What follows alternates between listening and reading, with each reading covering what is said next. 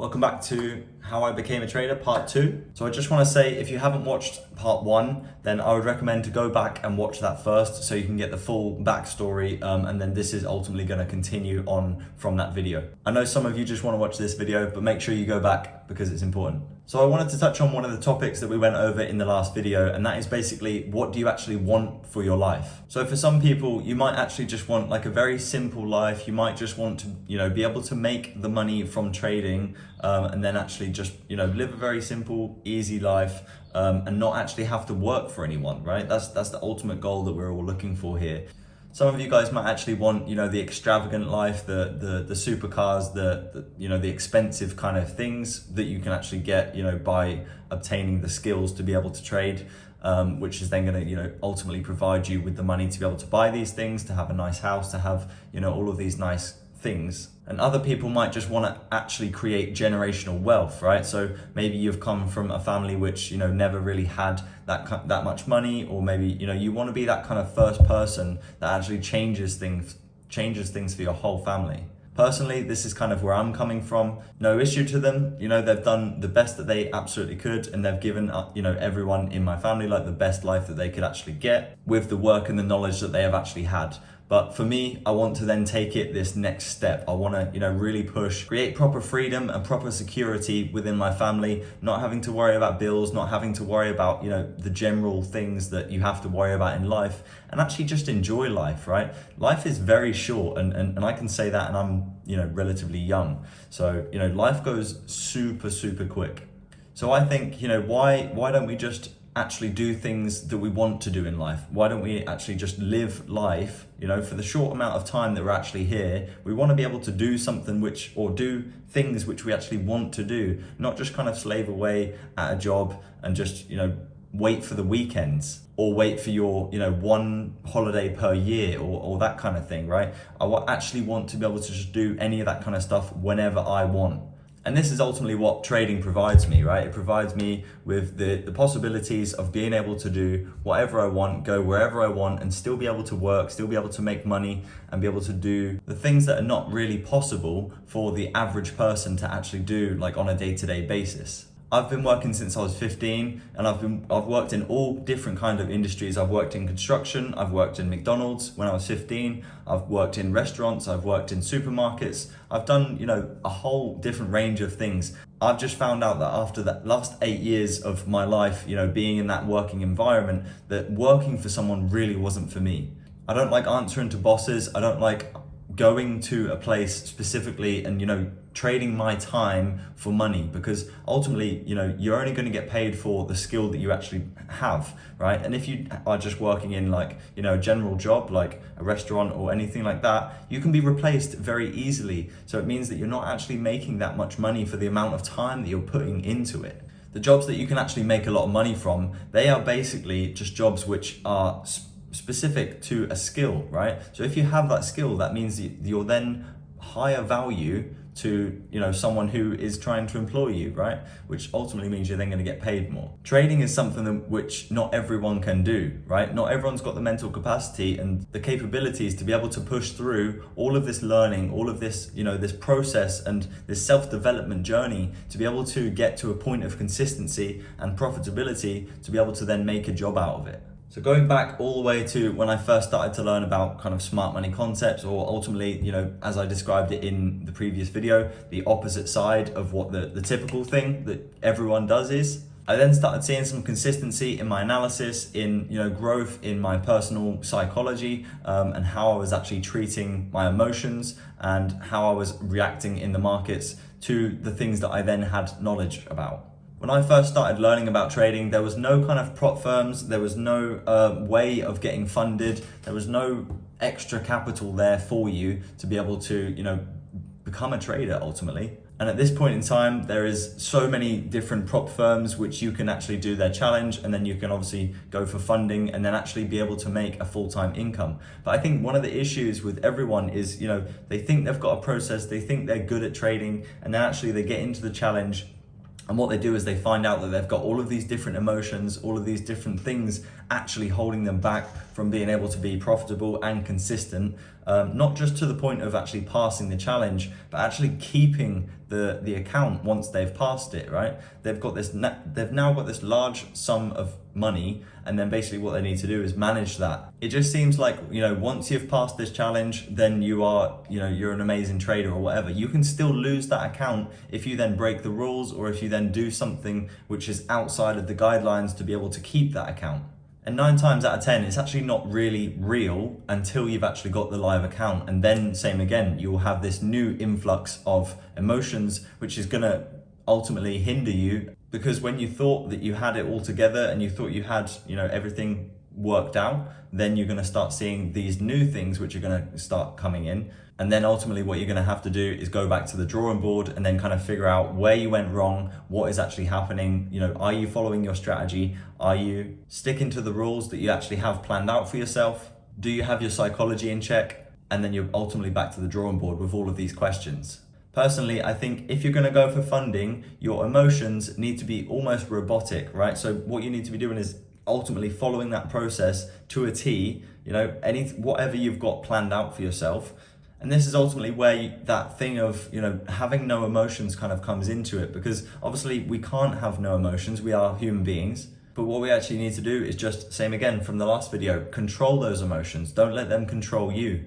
I would say just prior to going for funding, what you actually need to be doing, and realistically before this point, is you need to be working out your daily goals, your weekly goals, your monthly goals, and then also your yearly goals, right? And once you achieve these things, what you actually need to do is provide yourself with something that you see as a reward, which is ultimately gonna make you feel better and be like, okay, I'm actually, making progression. I'm actually hitting my goals which I've set for myself. And ultimately, once you're in that momentous state and you're pushing forward, then you will just keep going. You will just keep hitting these goals. And if you keep rewarding yourself with just something small, then you're going to feel so much better about hitting the next goal. So what I have for you is just a little piece of software. It's free, and basically what you can do is you can just create a mind map. You can create sticky notes. You can just ultimately write down your plans and your goals and how you look to actually get there, right? So we're gonna just take a look into that now, and I'll show you the screen. So this piece of software is called Miro. I don't know if that's actually how you say it, but it's spelled Miro, so that kind of works for me. This piece of software, ultimately what you can do is you can then kind of map out how you're going to plan your day, what your goals are, how you're going to achieve those goals, and what your next goals could be. And there's also another really important piece of information which you can actually input into here, and then what you can do is start understanding kind of how much money you need to be able to become a full-time trader. So basically what we're going to do is we're going to be mapping out how much realistically you need in an account to be able to go full-time, and how much you need to make to pay your bills, and then to have that extra money to then ultimately do whatever you want with it. What I would recommend is ultimately to be putting that into a personal account so you can build that up and then get to a point where you can leave the funding and you can have 100% of your capital. You then have less rules, you then have no restrictions on when you can actually trade, and then ultimately what you'll be doing is you'll be in such a good routine that actually what you'll do is with your personal account you will be kind of sticking to these rules anyway, which then allows you to hold over the weekend. It then allows you to do all of these different things, which ultimately, some of the challenges don't allow you to do. So obviously it depends on which challenge you go for. But for me, I've done FTMO, and I'm currently now doing my Forex Fund challenge. And that is ultimately just to build my personal account up faster so that I can get out of both of them, and then just be, free. So if we get a sticky note here, right, what we'll do is we'll get this and we'll put this here. Let's just reduce the font size a little bit.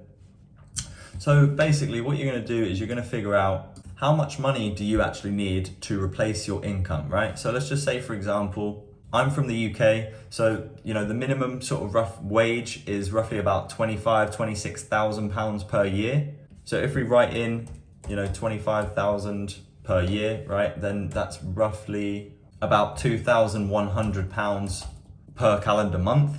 And then obviously what you need to do is then just, reduce your tax on that, and you're not going to get that full amount. So once you reduce your tax off of that, let's just say, for example, you're going to get £1,800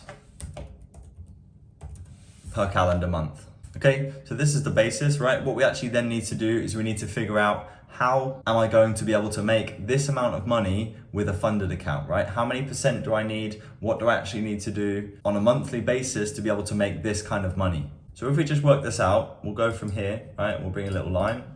What you can do is you can work out, right? So let's just say we've got a £70,000 FTMO funded account, right? Okay, so we have £70,000 in the funded account. Let's just say, for example, what you need to do is you need to make 10% in a month to be able to pass that challenge. And then obviously what you need to do is make 5% on the phase 2 to be able to then pass the challenge completely and then actually get the funding. So let's just say, as a rule of thumb, what you're going to be doing is roughly you're going to be making 10% per month. So 10% of that 70K is ultimately looking at around, £7,000. Okay, so 7K. Then what you need to do is obviously take off the 20% or 15% or 10% of whatever the prop firm is actually taking from that profit. So let's just say, for example, minus 20%. And that roughly comes to about 5,400 as your profit split. So once you've then got that kind of worked out, right? If you can make that 10% a month on a regular basis, ultimately what you're going to come away with every month is 5,400. Now, remember the amount which we actually were looking at to, be able to replace our income, which is roughly about £1,800 per calendar month. What we've actually done just from using this £70,000 funded account is we've actually nearly tripled our income just from being able to be consistent and being able to make that 10% per month. And there's obviously going to be fluctuations. So there's going to be, some months you're going to have slightly more, some months you maybe have slightly less. Maybe you hit like 7%, 8%, 9%, something like that, right? So there's going to be fluctuations in this. This is not going to be bang on the 10% every single month. But ultimately what you've now done is you're now living in a surplus, right? So you have a lot more cash than what your original life actually needed, what you actually required to be able to live, the life that you were actually living. And ultimately all you're doing is you're just taking a seat at home and you're sitting in front of the charts, and all you're doing is you're following through with the process of your strategy and then being able to make that amount of money from wherever you want ultimately in the world. So what you've then done is you've ultimately replaced your income, and you also have that extra income, right? So with this extra income, what you can then do is, either treat yourself, or what I would say is you need a buffer on your account. So, in case you do then kind of go into drawdown, you don't want to be going into drawdown. Let's just say, for example, once you've withdrawn that money, right? Let's just say, for example, you just start that 70K account, and then you get paid 5,400, right? So that 5,400 goes into the 70K account, and then what you do is you withdraw all of that money, right? And then next month, what happens is you start off on the back foot. You end up taking a couple of losses, and then ultimately what you're doing is you're stuck in drawdown, right? And then you start getting these emotions come back in, because what you've done is you have been profitable, and then you're now back into a drawdown. So if you can then build up a buffer on this account and be able to have that for some kind of moving space, if you then do take a loss or if you then take a win, then you can start building that up. And then what you can do is start taking off some profits, take as much money as you need for your bills, right? And then what you can do is then just put the excess money into, one of your personal accounts and then start growing that. So for me personally, I actually kind of quit my job a little bit too early. I kind of put a lot more pressure on myself, but personally, I wouldn't recommend that. I would say if you can replace your income with, a 70K funded account, that is absolutely amazing. But what you need to do is just not put that money on a pedestal, because ultimately, if you lose that challenge,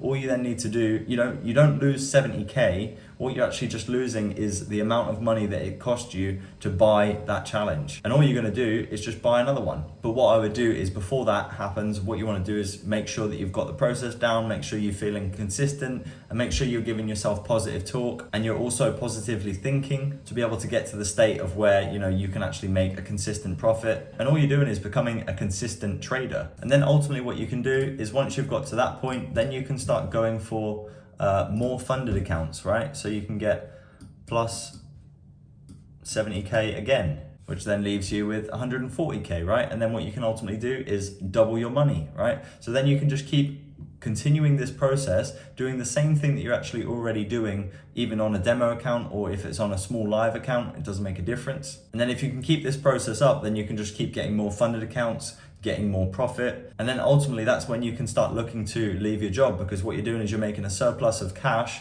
every month and you're not actually going to work. You're not spending your time working for someone else and not getting paid for the results that you believe that you're worthy of. Staying in your job and having a second income is actually so underrated. Ultimately what you're doing is you're just taking off that stress from yourself of having to pay those bills every month. You know, they keep coming, they don't just stop, they do keep coming. So you don't want to have that stress of having to make that certain amount of money to be able to pay them bills every month, right? What I would say is actually you need like a backup fund or some sort of money that you can actually lay back on, right? Which means, you know, if you need to keep working at your job, keep working at your job, doing what you're doing, right? Some of you may actually have a bit of an issue with your job, right? And ultimately what you're trying to do is you're trying to get out of your job by being a trader, but what you're doing is you don't have any time to be able to get onto the charts, to be able to actually trade. So my personal recommendation would be what you need to do is actually take a bit of a sacrifice, right? So you need to maybe get out of the job that you're currently doing and then maybe swap that up for, you know, maybe like a nighttime shift. And that's ultimately what I did, right? Instead of working the days,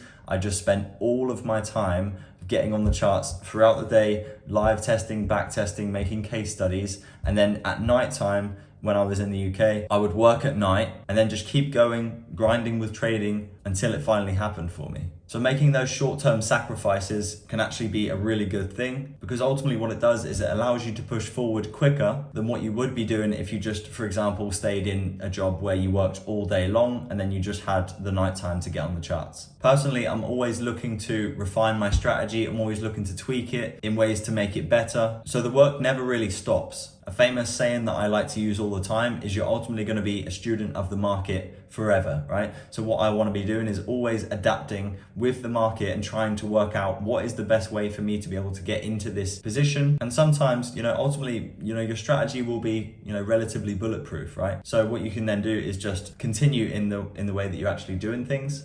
Don't get me wrong, if you're always looking for something new, you know, some new source or some new kind of information, then ultimately what you're gonna is that can be quite detrimental to your journey. But ultimately for me, I've got to a point where I'm very consistent with my own strategy. All I'm trying to do now is just keep up with the market and keep tweaking it. And sometimes all that comes down to is just simplifying the process. If you're looking to improve how you create case studies, how you backtest and how you live test, maybe check this video out here. And for you personally, YouTube algorithm has suggested this video here for you, so maybe check this one out. Thank you very much for watching the video, guys. Have a great weekend or week, depending on when you're watching this, and I'll catch you in the next video.